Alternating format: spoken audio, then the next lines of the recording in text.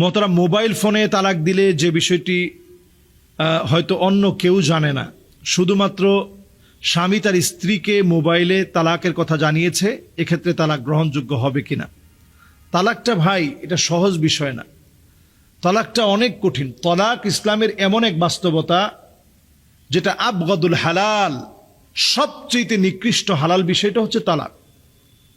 নবীজি সাল্লাল্লাহু আলাইহি সাল্লাম আম্মাজানদেরকে প্রায় সময় বলতেন, আনা লা উতাল্লিক, আমি কখনো তালাক দিব না। আর আমরা কথায় কথায় কি বলি, তোর সাথে আমার ঘর করা হবে না, তোরে কিন্তু আমি তালাক দিয়ে দিব, তোর সাথে আর বেশি দিন টিকবে না, সংসার মনে হয় গেল। এই যে আমরা প্রতিনিয়ত তালাকের কথা মুখে বলতে থাকি, শয়তান কিন্তু এটাকে ইনিয়ে বিনিয়ে তালাকের দিকে নিয়ে যায়। অনেক সময় আমরা বলি যে এই কাজটা না করলে কিন্তু আজকে তোরে খাইছি, তোর সাথে সংসার কিন্তু করব না।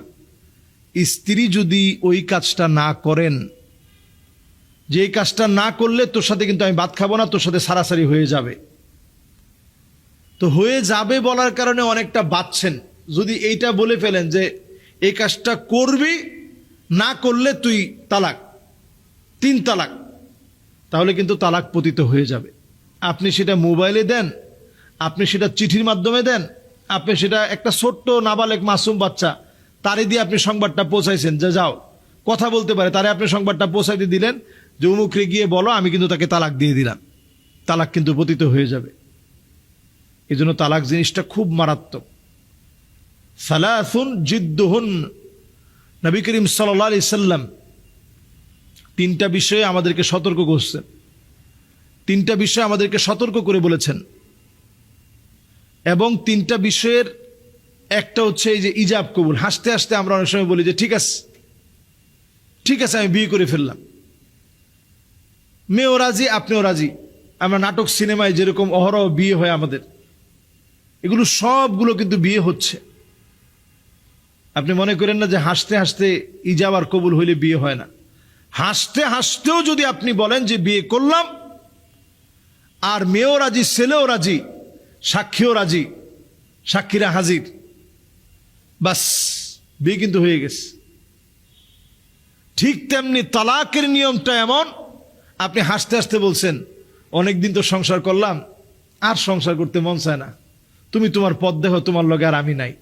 উদ্দেশ্য হচ্ছে তারে ছেড়ে দেয়া। তালাকের শব্দটা 2 ধরনের, একটা হচ্ছে সারিহ আর একটা কেনায়া, স্পষ্ট এবং অস্পষ্ট। অস্পষ্ট শব্দ দিয়ে তালাক দিলে আরো বেশি মারাত্মক।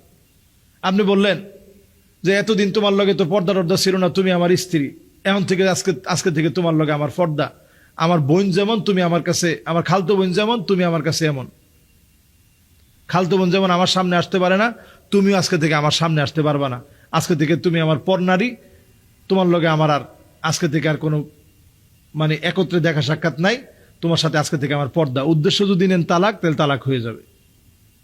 তালাকটা এত মারাত্মক। এজন্য হাসতে হাসতে তালাকের কথা উচ্চারণ না করা, মোবাইলে তালাক দেওয়ার দুঃসাহস না করা। আর তালাক যদি হয়েই যায়, তখন আপনারা নির্ভরযোগ্য প্রতিষ্ঠান ছাড়া আপনারা ফতোয়া গ্রহণ করবেন না। নির্ভরযোগ্য প্রতিষ্ঠান থেকে একেবারে কি হয়েছে না হয়েছে পাই টু পাই নিয়ে, একেবারে কি হয়েছে না হয়েছে পুরাপুরি পাই টু পাই লিখে অথবা বসে একত্রে ফায়সালা আপনার সুন্দর করে যেন হয়। কারণ দেখবেন তালাকটা হয়ে যাওয়ার পরে শয়তান বলবে যে আপনাদের মধ্যে কোনো কষ্ট নাই, দুঃখ নাই, বেদনা নাই, কিছু নাই, ভালোবাসার পরম মমতা আপনাদের মধ্যে ছড়ায় ছিটায় দিবে। তখন দেখবেন আর কোনো ঝগড়াই হবে না, কারণ শয়তান তো কাজ ঘটায় ফেলছে। এজন্য তালাকটা সহজ বিষয় না, এটাকে আমরা সহজ